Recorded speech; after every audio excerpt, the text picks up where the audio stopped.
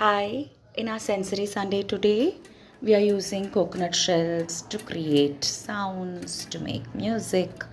Simple coconut shells turned into drums, a stringed instrument, right? And just two basic shells tapped against each other or with any spoon or a stick could create lot of sound, and it's an exploration with simple things that you can find at home.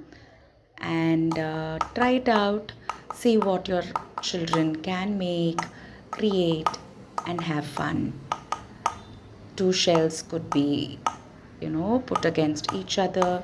Even taking it to their ears can make them listen in quietly.